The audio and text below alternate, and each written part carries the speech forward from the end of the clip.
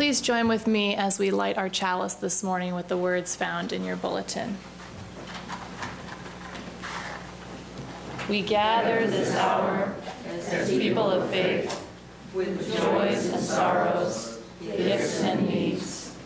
We light this beacon of hope, sign of our quest for truth and meaning, in celebration of the life we share together.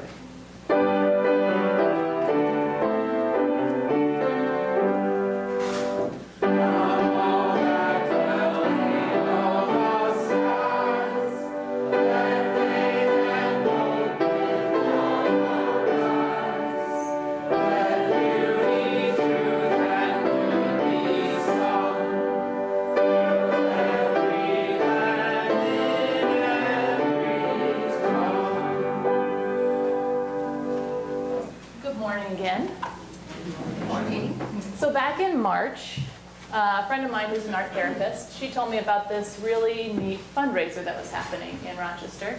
And it's called 6 by 6. Has anybody ever heard of it? Yeah? So how it works is that anyone can submit a piece of artwork. All the parameters are is that it fits within a kind of 6 by 6 inch square, which is about that big. And so the gallery then collects them all and then sells them as a fundraiser. And so I had some friends over, and we measure kind of our squares. We get these 6 by 6 inch canvases, and we make some art together. And let me just say, these are not masterpieces by our culture's standards at all.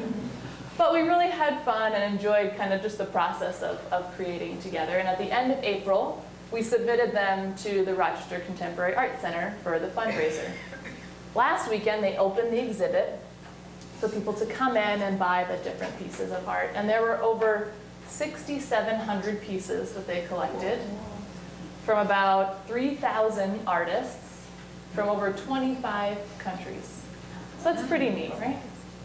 And they have all of these pieces side by side. They're all anonymous. You don't know the author until you purchase that piece. And on Saturday, people were lined up around the corner from the gallery trying to get in and buy their favorite piece, which was really great for the gallery. And so I decided to go during the week when it was less busy with my friend who told me about it. And you know, we're walking around, we see all these pieces, and we find where our pieces are on the wall. You know, I felt like some pride and joy that, you know, a piece of my art was on a wall somewhere other than my parents' house. That's mandatory, right? This wasn't. But more than that pride and joy, I felt this overwhelming sense of connection to really all the other artists who had contributed to making this exhibit. I mean, there were definitely other amateurs like me who used anything from crayons and finger paints to printed photos and collaged paper. And then there were these beautiful, more professional looking pieces made out of tile and clay, out of metal, out of wood. Even there was a small stained glass piece that was beautiful. And then there were artists who fell, you know, anywhere in between on that spectrum. But all of these pieces were in the same place for anyone and everyone to appreciate. And it kind of reminded me of why we come here.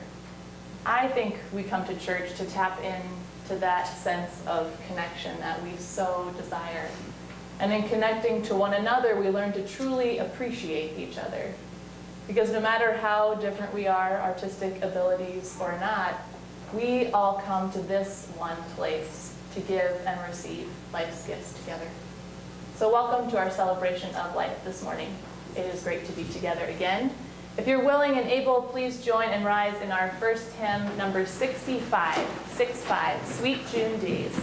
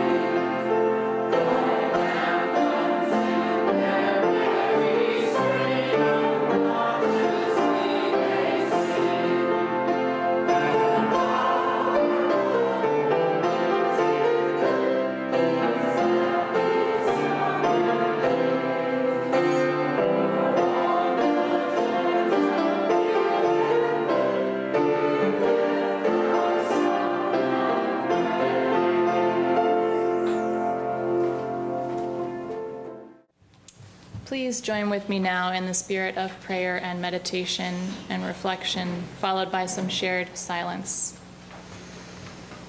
Let's settle into our seats. Take a deep breath together. Relax your body and your mind as we turn inward. As you continue to breathe deeply, feel your stomach expand like a balloon as you take an in-breath. And feel your stomach go down as you breathe out. Concentrate on making your body relaxed. Feel each part and see how relaxed it can be. Now imagine that you are a flower. Your roots grow down into the earth, and your leaves reach out on each side of you. You are growing in the sunlight. Feel the warm sun on your leaves and the deep, soft earth between your toes, your roots. See what color your petals are. Notice the shape and length of each of your petals. See if you want your petals to be soft or slick or sticky. Imagine that you're swaying a little bit in the breeze. You are a very beautiful flower. Every part of you is connected. You are getting food from the earth, light from the sun, and rain from the clouds. You are completely taken care of right where you are. Everything you need is there for you. Breathe in the beauty. Imagine that this beauty is a blue light, and breathe this blue light in through your nose and down through your toes. You have breathed that beautiful light into every part of you now. You have the beauty of the flower inside you now. You are very beautiful. You have everything you need right now, in this moment, as we sit together in silence. May the silence we have shared continue to heal us and hold us all. Amen.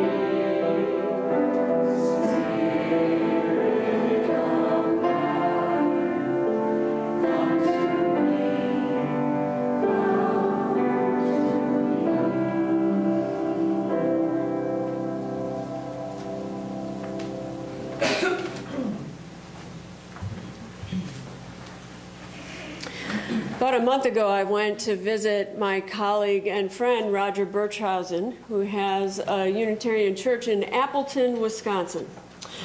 So I was there and I preached the weekend, but my favorite part of being there was we went to Lambeau Field and did a tour of Lambeau Field. Now, you should know that I'm a cheesehead, so I'm originally from Wisconsin. It's a big deal. A lot of you are looking at me like you have no idea what Lambeau Field is. Lambeau Field is where the Green Bay Packers play. Green Bay Packers are the only NFL team that is owned by individuals. Thousands of shareholders own that team. All the other big football teams are owned actually by one individual billionaire. But not the Pack, which I love. And I have to add one more thing. They don't have professional cheerleaders. They have Green Bay Packer high school cheerleaders that come in and cheer for that team. So folks are very invested in the Packers. And we took a tour of the stadium for an hour and a half. And I was on this crazy high walking through Lambeau Field. For instance, Lambeau Field, as you can imagine, in Green Bay is in North Country, right? When it snows, there is no dome, and they don't have AstroTurf. They have real grass that they keep going throughout the year. So when it snows, though, they have all this snow that they have to take care of before the game. They put a call out, basically, to the community to say, come shovel. 500 people show up. They only use 160 people. They pay them $10 an hour to come and shovel. Takes 6 hours for 160 people to come shovel everything, all the snow off the field, off of all the bleachers, everywhere. They used to actually give a check that said Green Bay Packers and then how much you had made, $60. But they found nobody cashed it because they were all excited that they had a check that said Green Bay Packers. So now they pay in cash. Last year, they added 20,000 seats to the stadium. Now, you can imagine when you add seats, you need more toilets. So they added more bathrooms to the stadium. But they had to make sure that the city of Green Bay, if everybody flushed at the same time, that the sewer system could actually handle it, right? So again, they put out a call. They had 5,000 people show up to flush 2,500 toilets. So they take the first 2,500 and they put them in, like all the bathrooms, and all at the same time they flush the toilet. They were very happy to see Green Bay could handle the toilet flushing. Now I have to say my favorite part about the tour was walking through the tunnel as you go onto the field. And this big kind of garage door opens up. And when you walk in it on the tour, they play the sound of the crowd screaming. So you get to feel like what it would be like to walk out on that field. It was incredible. And then right before you enter the field is this 2x6 kind of piece of cobblestone that has been in the original field, and they move it every time they have a new iteration of it. Because you are walking over where Vince Lombardi walked over, where Brett Favre, even though we don't really like him because he moved to go play for the Vikings, but there are like very famous people who walked over, and there's a plaque on the side of the wall that says, "You are crossing where greatness happened. You are a part of that greatness." It's really an amazing experience to be there. I loved it. And I left the stadium thinking about that praise. How awesome it would be to go to work with people cheering you on. Like, wouldn't that be great? Encouraging you to do your best. And if you fail, they will stay loyal to you and encouraging and loving. So yes, praise is huge in Green Bay, but it also reminded me of this. There's an old story told of 3 stonecutters who were all asked the same question. What are you doing? The first one replied and said, I am making a living. The second one kept on hammering away and said, I am doing the best job of stone cutting in the entire country. And the third one, when asked that question, looked up to the heavens and said, I am building a cathedral. Remembering that story made me think that there is a reason people show up in droves to shovel the field and stadium. They don't come They don't go to the stadium because of the pay or the prestige or because of balmy weather. They come because they see themselves as part of a greater whole, as a contributor to that team's success and how they help make that success happen. When they shovel the seat of row J and sweep off any ice or snowflakes, they know that Randy Ringer or Scott Langer or Stephanie Kramer will sit comfortably and be as warm as possible under the conditions. And as Randy and Scott and Stephanie sit down and watch that game, they huddle together and share coffee and food. They know, and beer. They know that someone came in and shoveled their seat and that their job actually is only to cheer on that team. So the team, when they walk on to Lambeau Field, have nothing barring the enthusiastic crowd, not even, the weather. There's no selfishness or me-ism in it, and they go off to win often. Each person, a shoveler, a fan, a player, help build the cathedral, and they see how simple and complex their individual contribution is, which is a lot like church. Person who comes in to turn on the lights and heat before any meeting, the member who gives generously with their pledge so others who are without that means for the year can come and feel part of that contribution. The board member who makes their way to a meeting, culling through sometimes very boring material and working on specific policy, does so not because the work is in of itself intrinsically fulfilling, but they know that their work contributes to the greater, bigger whole. And that, friends, is why this flower communion service is powerful in its symbolism. Each of us bring our own individual flower, knowing that they are pretty and lovely in their simplicity, but it is seeing one's flower together that we indeed see how our individual contribution makes the whole beautiful. And sharing that gift with one another makes for reason enough to praise our efforts, both tiny and small, and ordinary and extraordinary. So I ask of you today, when you come forward, to find a flower that you did not bring in yourself. Take home with you someone else's gift and praise another's contribution to the greater whole. I invite you to come forward now and take a flower with you, please.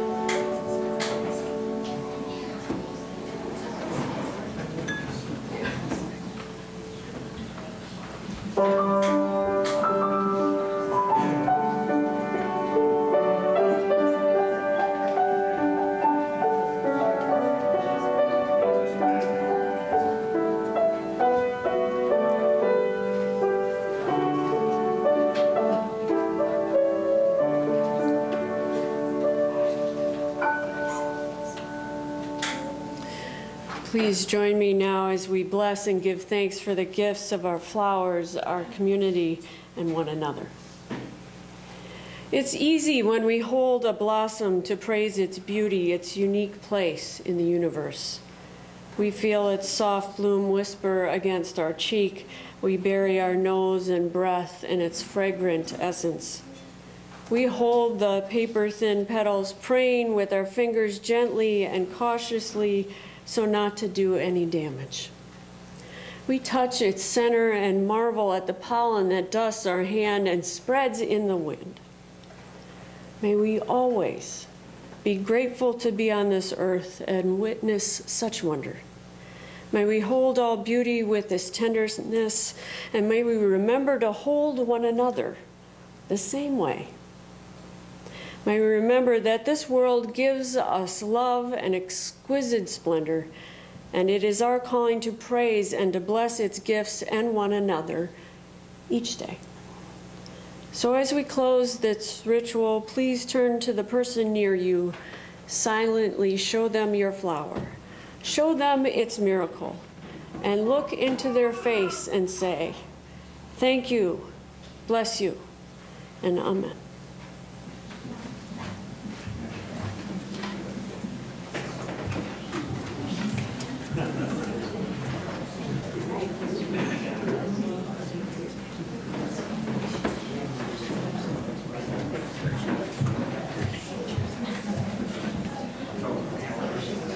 Please rise as you are able and join in singing our final hymn.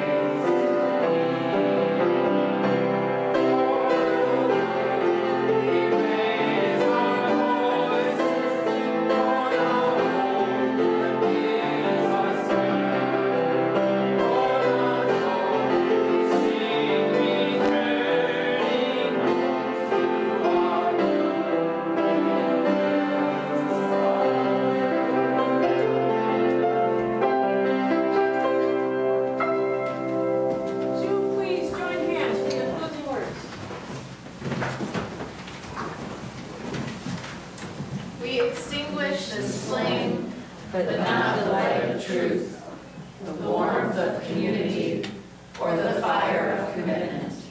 These we carry in our hearts until we are together again.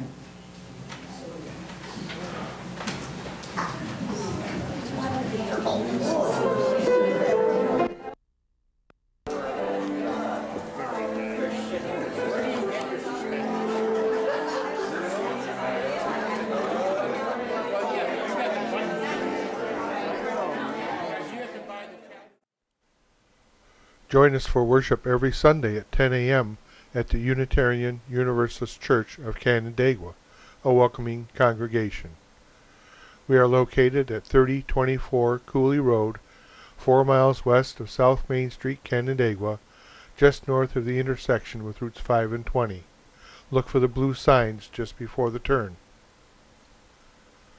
Your comments about this program or questions about the church are welcome at 585-396-1370 or at our website, www.canandaiguauu.org. Producer and editor, Daniel Brigham.